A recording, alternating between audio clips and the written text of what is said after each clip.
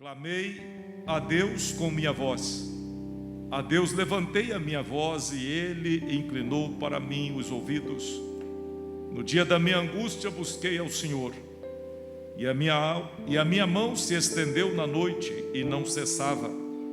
A minha alma recusava-se a ser consolada. Lembrava-me de Deus e me perturbava, queixava-me e o meu espírito desfalecia. Sustentaste os meus olhos vigilantes. Estou tão perturbado que não posso falar. Considerava os dias da antiguidade, os anos dos tempos passados. De noite chamei à lembrança o meu cântico. Meditei em meu coração e o meu espírito investigou. Rejeitará o Senhor para sempre e não tornará a ser favorável? Cessou para sempre a sua benignidade, acabou-se já a promessa que veio de geração em geração. Esqueceu-se Deus de ser misericordioso, ou encerrou Ele as suas misericórdias na sua ira? Eu disse, isso é enfermidade minha, e logo me lembrei dos anos da destra do Altíssimo. Lembrar-me-ei, pois, das obras do Senhor, certamente que me lembrarei das tuas maravilhas da antiguidade. Meditarei também em todas as tuas obras e falarei dos teus feitos. O teu caminho, ó Deus, está no santuário. Que Deus é tão grande como o nosso Deus. Que Deus é tão grande como o nosso Deus. Tu és o Deus que fazes maravilhas. Tu fizeste notória a tua força entre os povos. Com teu braço remiste o teu povo, os filhos de Jacó e de José. As águas te viram, ó Deus, as águas te viram e tremeram. Os abismos também se abalaram. Grossas nuvens se desfizeram em água. Os céus retumbaram, as suas flechas correram de uma para outra parte, e a voz do teu trono repercutiu-se nos ares. Os relâmpagos alumiaram o mundo, a terra se abalou e tremeu. Pelo mar foi o teu caminho e tuas veredas, pelas grandes águas as tuas pegadas não se conheceram. Guiaste o teu povo como um rebanho pela mão de Moisés e Arão. Que Deus é tão grande como o nosso Deus. Amém, meus irmãos? Você pode se assentar no seu lugar. Se você, como eu, já se sentiu abalado, abatido na sua própria alma, você faz parte daquele grupo de pessoas humanas a ponto de serem normais e de se sentirem abatidas, se sentirem abaladas em alguns momentos. O terceiro livro dos Salmos, dos Salmos 73 até 89, é voltado para a queda de Jerusalém, que aconteceu em 586 a.C. Portanto, esses salmos falam de um período trágico, de um período de problemas, um período de aflição e de sofrimento. O Salmo 77 em tela aponta para um lamento pessoal. Este homem, esse ministro de louvor chamado Asaf, está expondo a aflição da sua própria alma. Isso mostra, eu repito, a humanidade de alguém que reconhece as suas próprias aflições, reconhecer os seus próprios medos, apontar as crises e os problemas que lhe circundam. É um lamento pessoal que culmina numa crise nacional. O povo está também sendo afligido, o povo está também diante de uma calamidade, e o salmista aponta que a sua alma está abatida, aponta a alma abatida, demonstrando isso com todas as letras. Esses salmos, do Salmo 77 até o 80, eles formam uma coletânea que afirma o consolo, o conforto de Deus como pastor de Israel. Para uma alma abatida, somente um Deus tão grande. Para uma alma aflita, somente um Deus tão misericordioso seria o socorro, ou é o socorro, nesse tempo de aflição. esse período é de humilhação e introspecção. Esse homem está expressando a sua humanidade, falando da humilhação que lhe circunda, está introspectivo. A sua alma abatida está conversando consigo mesma. Você já se sentiu abatido? Não é assim conosco? O hino 193 da harpa cristã, ele nos traz essa lembrança. O poeta diz assim: se tu, minha alma, a Deus suplicas e não recebes, confiando ficas em tuas promessas, que são muito ricas e infalíveis para te valer. Por que te abates, ó minha alma, e te comoves perdendo a calma? Não tenhas medo, em Deus espera, porque bem cedo Jesus virá. A alma abatida pode encontrar o conforto e o consolo somente na pessoa de Deus. E o Salmo 77, meus irmãos, aponta para cada um de nós a seguinte direção: todos nós enfrentamos momentos de desespero, todos nós enfrentamos momentos de aflição. Talvez perguntemos, como o pastor Paulo Macalão no hino 193: por que te abates, ó minha alma? Por que te comoves perdendo a calma? Todos nós ficamos ansiosos, ou todos nós podemos passar por aflições. Essa sensação de abatimento, de alma pesada, pode acontecer ou pode sobressaltar qualquer um de nós que aqui estamos. Existem pesos que são insuportáveis, e a gente vai perguntar: por que te abates, ó minha alma? Por que te comoves perdendo a calma? Esses pesos insuportáveis podem apontar um estado íntimo abalado. E a gente às vezes olha as nações se abalando à nossa volta, a sociedade entrando em convulsão, as coisas acontecendo, e muitas vezes no nosso íntimo um turbilhão também se levanta. Asaf expressa essa luta interna no Salmo 77. Encontrei uma pessoa amiga um dia, que passando por aflição, ela dizia: pastor, não consigo dormir, à noite os pensamentos se aceleram, parece-me que há um turbilhão dentro da minha cabeça e dentro da minha alma. Isso é mais comum do que nós podemos imaginar. E Asaf consegue expressar no Salmo 77 esse estado abatido. Mas temos um conselho e uma esperança: mesmo no estado mais abatido, nós temos a quem recorrer, e nós podemos clamar pela ajuda dele. Você está sentindo Jesus aqui? A verdade é que diante das situações mais inimagináveis, nós podemos clamar pelo Senhor. E hoje nós vamos ver, falando sobre o Salmo 77, nós vamos ver como Deus, por sua maravilhosa graça e por sua grande misericórdia, está presente quando as trevas campeiam, e Ele é aquele que pode socorrer um aflito. Saber como Deus está diante de nós, mesmo quando as densas trevas estão ao nosso redor. O Salmo 139 diz que as trevas e a luz são para o Senhor a mesma coisa.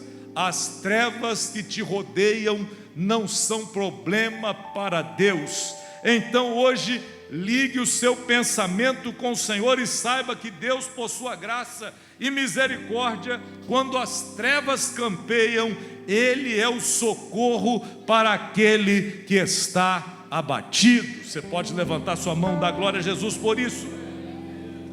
Mas há um conselho que eu estava lendo agora nessa tarde, e apontei esse conselho já no final da mensagem. O doutor Warren Wiersbe, um grande comentarista bíblico que eu cito bastante, ele diz que quando estamos em trevas, não devemos duvidar daquilo que Deus nos disse na luz. Quando estamos em trevas, vou repetir, não devemos duvidar daquilo que Deus nos disse na luz. Glória a Deus, não devemos duvidar, as trevas virão, mas o nosso Deus continua no seu lugar, no seu trono de glória, Ele continua governando todas as coisas. E nós podemos, meus irmãos, dividir esta mensagem em 3 partes. E ao desenvolver o tema, em primeiro lugar, na primeira parte, nós podemos falar do desespero. Isso pode ser apontado do versículo 1 até o versículo 9.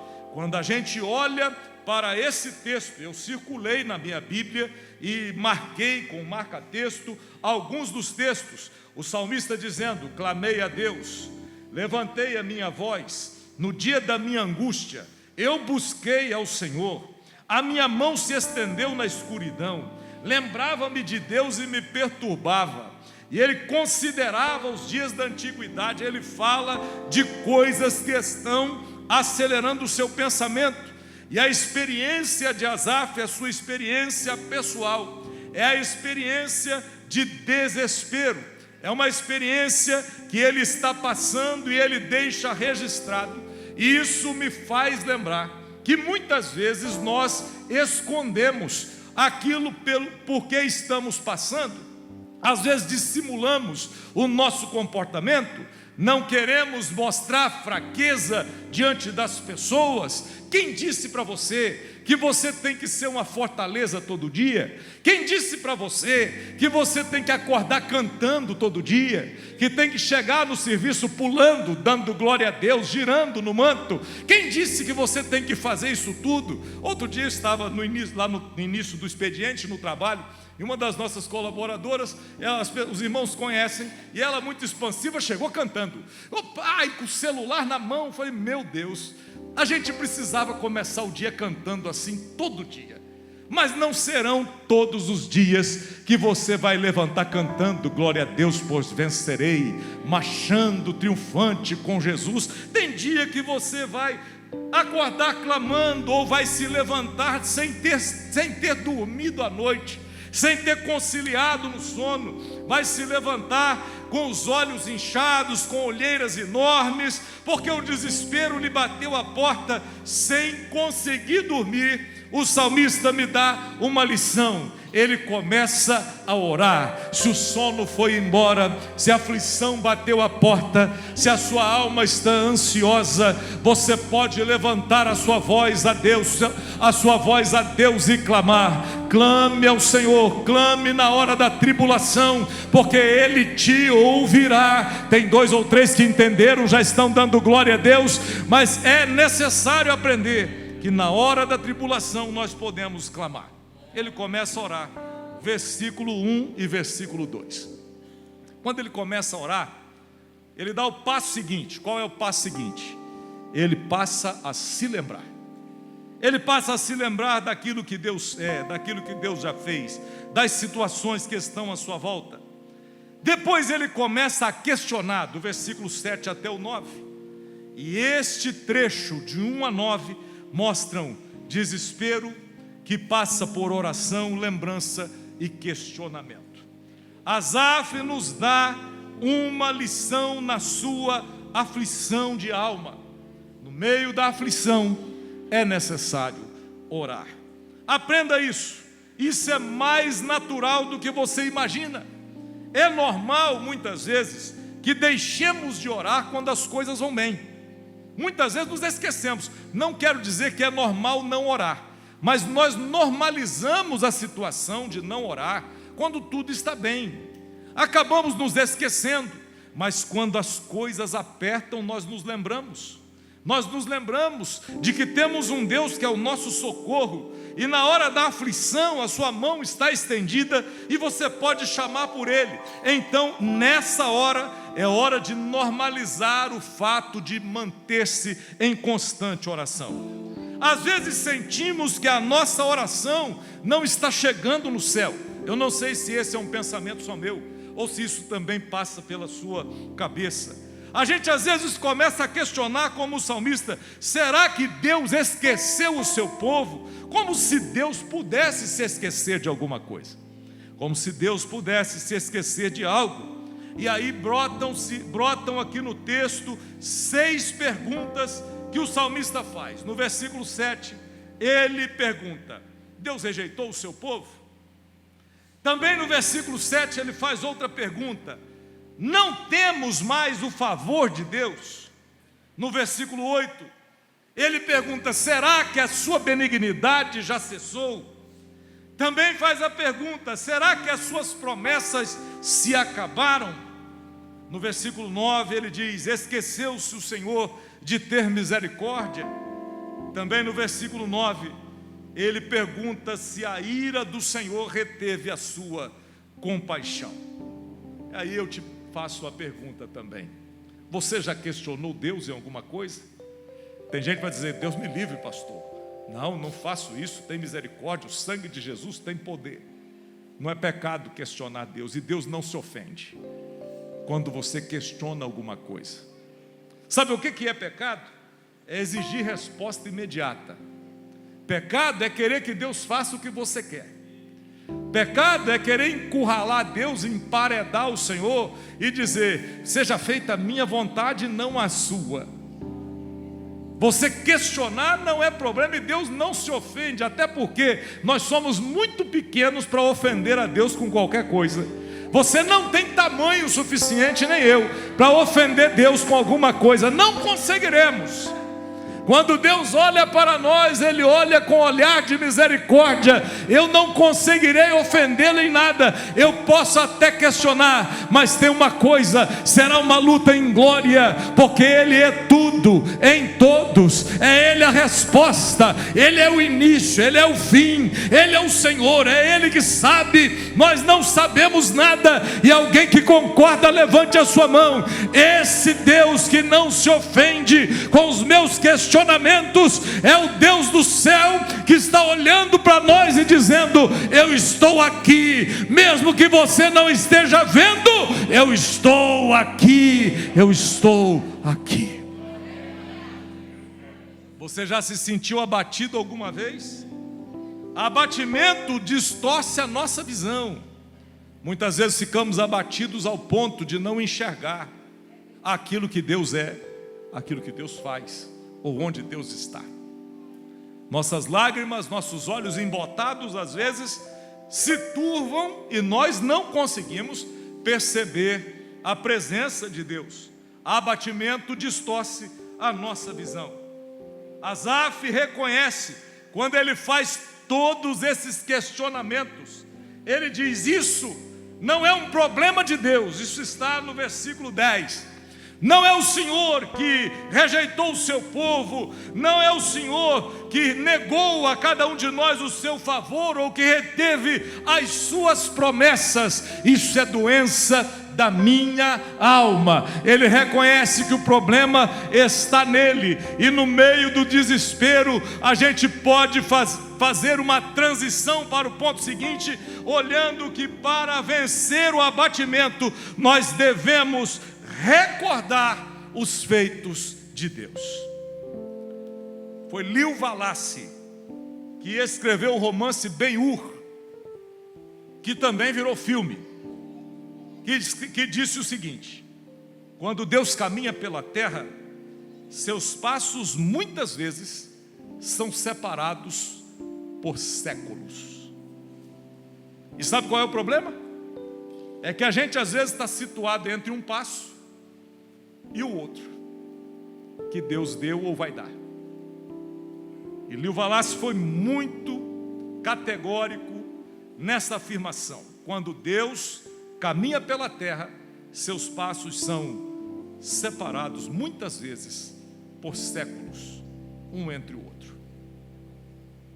Podemos não ver, mas Deus está sempre presente.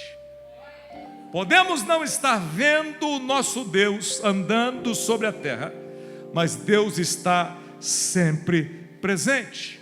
E aí chegamos à segunda parte da mensagem.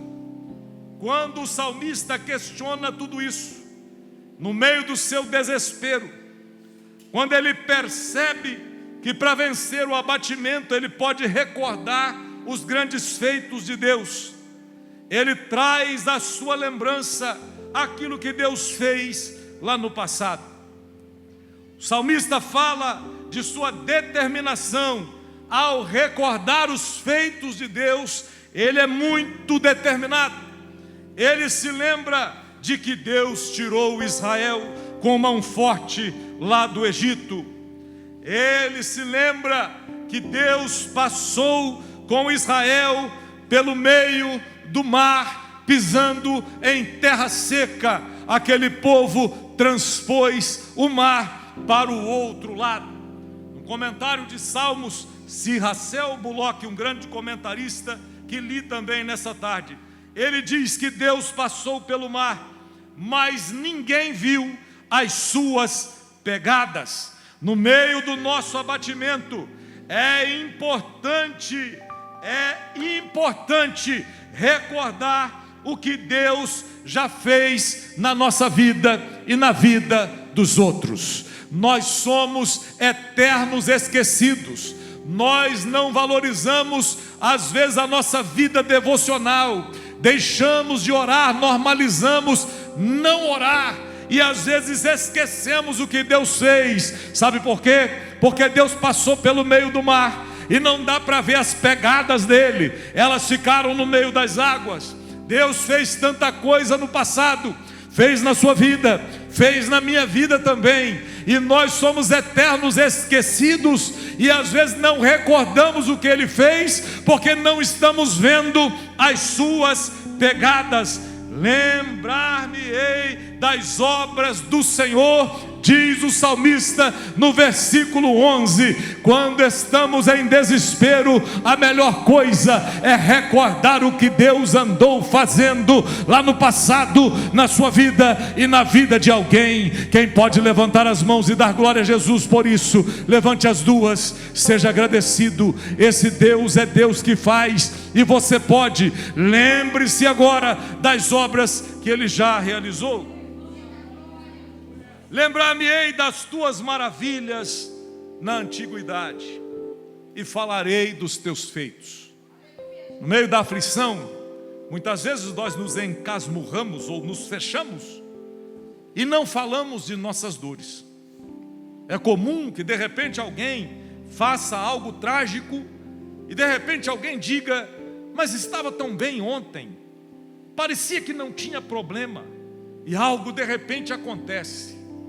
Quando o salmista fala das suas dores, ele também nos dá uma lição maravilhosa, de que nós podemos falar das nossas dores, de que nós não devemos esconder aquilo que nos aflige. O pastor Paulo Macalão traz a lembrança: por que te abates, ó minha alma?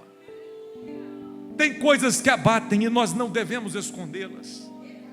Falar dessas coisas para Deus é um refrigério, é um alívio, mas também no seio da igreja, na comunidade, nós podemos falar dessas coisas uns com os outros. É óbvio que deveríamos ter mais amigos, mais pessoas confiáveis, com quem pudéssemos falar livremente das nossas dores, mas as dores que afligiram o salmista, ele não as escondeu, ele as falou com letras garrafais, com letras grandes. Falou para a gente falar disso hoje. Tem milhares, tem centenas e milhares de anos que isso aconteceu, e a gente está falando de um homem que louvava no santuário, mas tinha aflição no coração, de um homem que comandava o louvor no templo, mas tinha a alma abatida, e ele expressou o seu abatimento, porque quando a gente conta, quando a gente leva as nossas dores a Cristo, quando a gente conta os nossos temores e conta com alguém que pode nos ajudar ao nosso lado, essa é a forma de Deus curar as nossas dores. Está sentindo a presença de Jesus? Aleluia! Eu não vejo aqui um homem que quer esconder as suas dores com medo de mostrar fraqueza, mas nós muitas vezes somos assim, não queremos mostrar as nossas fragilidades. O salmista diz que ele vai se lembrar das obras do Senhor, vai se lembrar das maravilhas que o Senhor fez na antiguidade, e vai falar desses seus feitos. E aí nós já chegamos à terceira parte da mensagem. E quando nós olhamos para os milagres e para as promessas de Deus, para aquilo que já aconteceu, isso nos moverá na direção certa. Quando olhamos para o Senhor, para os milagres que Ele já fez, isso nos move na direção certa. Talvez você esteja tomando direção errada exatamente por não estar olhando para aquele que pode te dar direção. Talvez você possa estar fazendo escolhas erradas por não estar olhando para aquele que pode tomar você pelas mãos e te guiar na direção certa. Talvez a gente esteja se confundindo no caminho exatamente por não olhar para as promessas de Deus ou para os milagres que Ele já fez. E se formos contar, quantas serão essas bênçãos? Há um hino no cantor cristão, que agora tem na harpa também: se da vida as vagas procelosas são. E lá no coro o cantor ou o poeta diz assim: conta as bênçãos, conta todas de uma vez, dize a quantas são, e verás surpreso quanto Deus já fez. Eu não sei a poesia de cor, mas eu me lembro que as bênçãos de Deus precisam ser contadas, que as coisas de Deus não podem ser esquecidas, que quando a aflição chegar eu posso me lembrar do que Deus já fez e dizer: verdadeiramente Ele continua sendo bom, Ele continua sendo Deus. Quando eu estou desesperado ou quando as trevas nos circundam, nós podemos olhar com esperança para Ele, porque os milagres do passado e as promessas dele continuam de pé, e os seus milagres não caducaram, não perderam o valor. Aquilo que já aconteceu vai nos guiar na direção certa. Ajuste os seus olhos, ajuste os óculos, ajuste as lentes, ponha foco e olhe para Ele, porque assim você achará a direção certa. Na terceira parte desta mensagem, Deus transforma o abatimento em esperança. Isso está do versículo 13 até o versículo 20. Só Deus pode apanhar algo ruim e transformar em algo bom. Só Deus pode apanhar aquilo que não tem jeito e dar jeito. O salmista está olhando para a direção do abatimento, se lembra das obras de Deus, e no seu íntimo a sua alma abatida, quando ele clama pelo Senhor, quando ele traz à memória as obras de Deus, ele encontra uma renovação, uma transformação. As circunstâncias estão ali, mas diante de tudo isso, olhando para a direção certa, Deus transforma o abatimento em esperança. Deus transforma a derrota em vitória. Deus transforma choro em alegria. O profeta Isaías diz que ele vai dar vestes de louvor, ao invés de espírito angustiado. Então ele pode pegar as lágrimas e transformar em alegria. Ele pode mudar. Quando o salmista clama, quando ele se lembra das obras de Deus, ele encontra a renovação. E 2 Coríntios 5,17, São Paulo nos faz lembrar que nós somos nova criatura. E olha para cá, você em Cristo é uma nova criatura, e isso inclui a sua alma abatida. Até a alma abatida em Cristo se faz nova criatura. Você pode dar glória a Jesus por isso? Eu sou nova criatura, mas estou dodói. Sou nova criatura, mas estou aborrecido, estou chateado, estou isso, estou aquilo. Até a sua alma abatida em Cristo é nova criatura. Nossa esperança vem de Deus. É de Deus que vem a nossa esperança. Quando Asaf, abatido que está, clama, relembra as obras de Deus, ele agora tem uma transformação acontecendo na sua vida, e seu abatimento vai se tornar esperança, mas ele sabe que a sua esperança vem de Deus. Na segunda-feira eu citei o Salmo 46, no final da mensagem anterior. E eu citei que Ele é o nosso refúgio e a nossa fortaleza. Deus não promete que nós não teremos problemas. Olha para cá. Eu acho que eu tenho mais problemas que eu gostaria de ter. Talvez você, se pudesse levantar a mão e falar: eu também, pastor, tem mais problemas do que eu gostaria de ter. Deus não promete que nós não teremos problema. Deus não faz essa promessa. Mas nós teremos refúgio nele sempre. A coisa está feia lá em casa, pastor. O problema chegou. Olha, está fervendo, o negócio está difícil, as coisas estão de mal a pior, parece que não tem jeito. Eu tenho uma notícia para te dar: Ele é o nosso refúgio e fortaleza, socorro bem presente na hora da tribulação. Está tudo difícil, você pode se abrigar nele, debaixo das suas asas encontrarás refúgio. Ele é o refúgio que você pode encontrar. Está sentindo essa presença? Hoje Deus te trouxe aqui para dizer que Ele pode transformar o abatimento em esperança, que Ele pode mudar uma coisa ruim em algo bom, ou Ele pode fazer do jeito dele, ou se Ele não mudar, Ele pode te abrigar debaixo das asas dele. Quando olhamos as circunstâncias, não vemos esperança, mas olhamos para o Senhor, e através disso somos transformados, mesmo em circunstâncias adversas. O salmista olha para o alto, e lá no versículo 13, ele diz que Deus é tão grande como o nosso Deus. Mas é o mesmo que estava reclamando? É o mesmo. É o mesmo que estava aborrecido agora, dizendo que eu não estou dormindo, eu estou com um problema? É a mesma pessoa.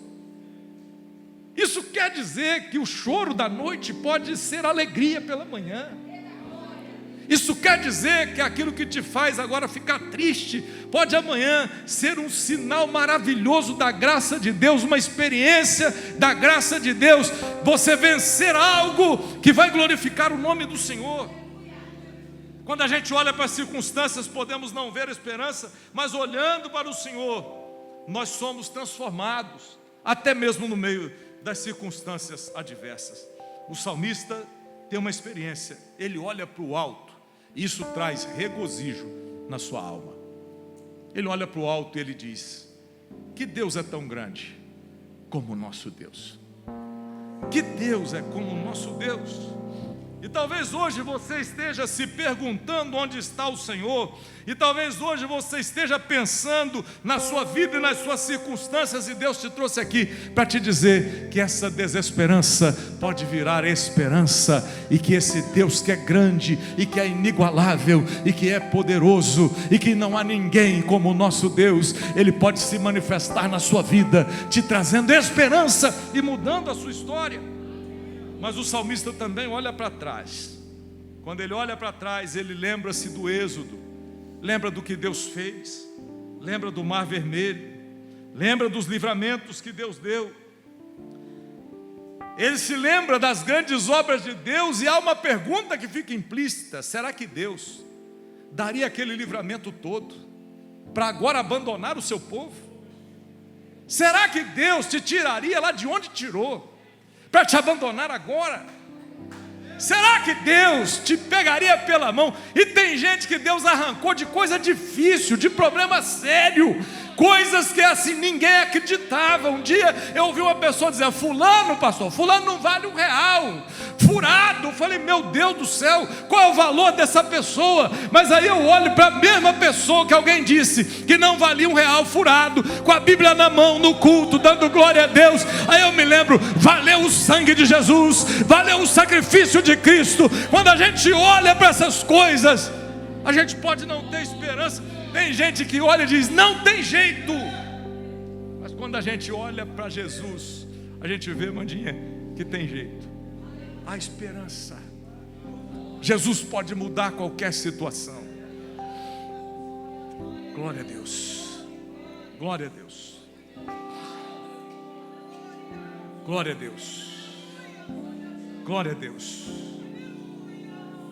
As pessoas às vezes não têm muito serviço, né? Elas perguntam: pastor, por que você prega chorando? Eu falei: eu choro porque eu lembro de Jesus.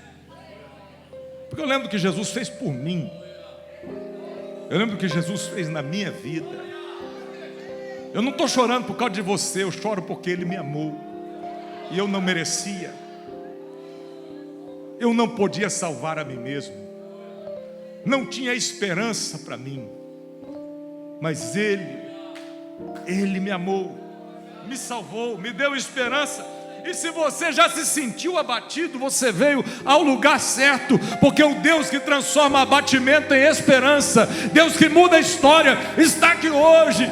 E é por isso que as lágrimas rolam, que o coração acelera, porque nós não merecíamos. Quando olhamos para o alto, Ele está lá nos esperando. Quando olhamos para trás, a gente vê a cruz erguida e a salvação que Ele deu para cada um de nós. Glória a Deus. Glória a Deus. Glória a Deus.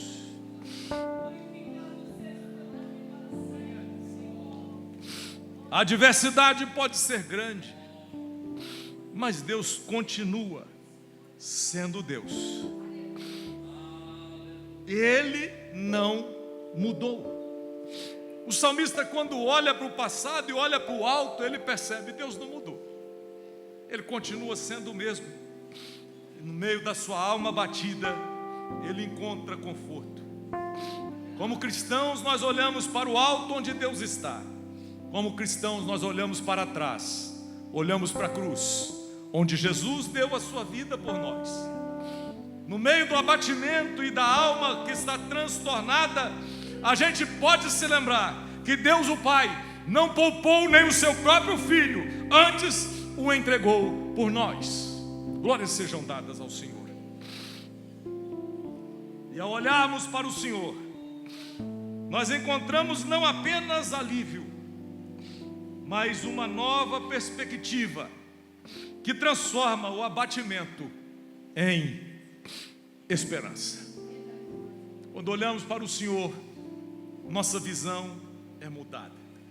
E você pode perguntar: como é que eu vou aplicar essa mensagem à minha vida? Em um mundo incerto, quem tem certeza do amanhã? Não temos. Em um mundo maluco como nós estamos vivendo, devemos nos lembrar de que Deus socorre o abatido, independentemente de qualquer situação. Ele é o socorro que você pode contar todo dia.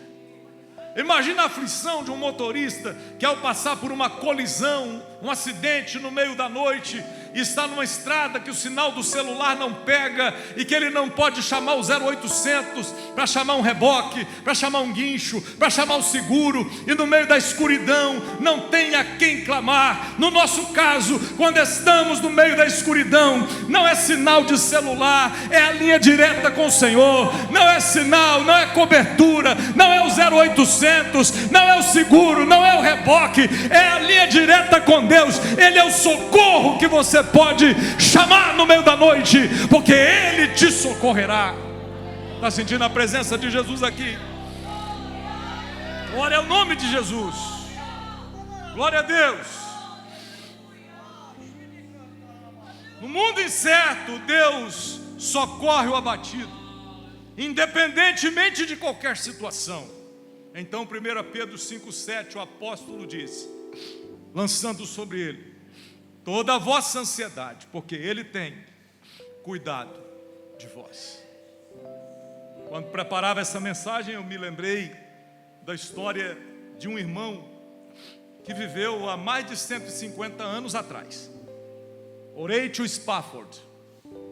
Esse homem era um advogado bem-sucedido, um empresário do ramo imobiliário, vivia nos Estados Unidos, na cidade de Chicago, no século XIX. Ele era um cristão fervoroso, era um homem bondoso, era um homem generoso, um homem temente a Deus, mas ele passou por tragédias inomináveis, passou por abatimentos profundos. O ano era 1871, portanto, mais de 150 anos atrás. Um grande incêndio atingiu Chicago, queimou mais da metade da cidade. E Horatio Spafford perdeu os seus bens, que foram destruídos pelo incêndio. Colapso financeiro. Mas ele era um empresário, negociante, fez uma viagem para a Europa, foi de navio, demorado, não é como hoje. Alguns meses fora a negócios. E estando lá, escreveu para sua esposa, para que ela fosse ao seu encontro com as suas 4 filhas. As meninas eram novas, a esposa embarcou com elas, Anne, Margarete, Elizabeth e Bessie, num navio, embarcadas. No meio do caminho, uma tragédia. O navio bateu com outro navio, chocou-se, e houve uma tragédia enorme. O navio naufragou. A esposa escapou, mas as 4 filhas morreram. Colapso financeiro, colapso na família. Existem pessoas que passam por situações aflitivas, situações difíceis. E esse irmão crente, temente a Deus, agora sem os recursos e sem as suas filhas queridas, devastação, dor, lágrimas, sofrimento. Algum tempo depois, esse homem, quando retorna para a sua cidade, o navio vem passando pelo oceano, e quando chega na marca cartográfica, no lugar onde o acidente tinha acontecido, esse homem foi abatido por uma enorme tristeza. Passar no lugar onde as 4 filhas morreram. Tem mãe com os filhos aqui. Não dá para pensar numa tragédia dessa. Não dá para imaginar a dor de um coração que passa por essa perda. Quando ele passa nas coordenadas cartográficas, a tristeza sobe ao seu coração, e esse homem está abatido. Mas ao mesmo tempo ele era crente, e a história conta que ele sentiu uma profunda paz. Horatio Spafford sentiu muita paz. E talvez você seja daqueles que estejam ouvindo pela primeira vez o nome desse homem, que não tenha noção de quem seja esse homem. Horatio Spafford já passou, já morreu há muitos anos. Você pode nunca ter ouvido falar dele, mas você com certeza já cantou um hino que ele compôs nessa situação. Quando passou pelo lugar, com a alma inundada de tristeza, mas também sentindo a paz de Cristo, ele compôs o hino que nós cantamos, tem no Cantor Cristão: Sou feliz. Se paz a mais doce me deres gozar, se dor a mais forte sofrer. Ele canta essa poesia, ele diz: sou feliz com Jesus, sou feliz com Jesus meu Senhor. Ele fala: se eu tiver paz, ou se eu passar pela dor mais forte. Talvez você não se lembra, talvez não tenha ouvido falar de Horatio Spafford, mas do hino você se lembra. Em inglês, este hino não é sou feliz, é It's well with my soul. Ele diz: está tudo bem com a minha alma. Como é que alguém que perdeu tudo pode estar em paz? Como é que alguém que perdeu os bens, que perdeu as 4 filhas, pode cantar: a minha alma está bem? A alma batida pode encontrar refúgio em Jesus. e pode encontrar a paz somente em Jesus. Você talvez nunca tenha pensado em situações tão aflitivas, mas mesmo em meio ao abatimento, é possível encontrar esperança, é possível encontrar paz através da fé. Mesmo no meio do abatimento da alma, o salmista reconhece que não há ninguém tão grande como o seu Deus. Mesmo diante do sofrimento, Horatio Spafford encontrou a paz que só Jesus podia dar. Não sei como está a sua alma, mas para esse homem, ao passar pelo lugar da tragédia, ele pôde dizer: "It's well with my soul, with my soul." Está tudo bem com a minha alma. Podemos perder tudo, mas como está a sua alma? Você pode passar por aflições, mas como está a sua alma? Se há problemas, o Deus que está acima deles está dizendo: da sua alma eu posso cuidar. As aflições você passa, as aflições são para aqui, as aflições são para hoje, as aflições são para agora. Quem passa as aflições sou eu e você. No céu não terão aflições. A notícia boa é que as aflições desse tempo presente, aleluia, não podem ser comparadas com o peso da glória que está reservada para nós. E se as coisas não estão bem, você pode dizer: com a minha alma vai tudo bem. Se você hoje passa por lutas e por dores, clame, busque, lembre-se do que Deus já fez, e no final você vai dizer: tem circunstâncias difíceis, mas a minha alma vai bem. Sou feliz com Jesus, meu Senhor. Sou feliz com Jesus, meu Senhor. Se passar pela paz mais doce, sou feliz com Jesus. Se passar pela dor mais difícil, sou feliz com Jesus. Não importa onde for, sou feliz com Jesus, meu Senhor.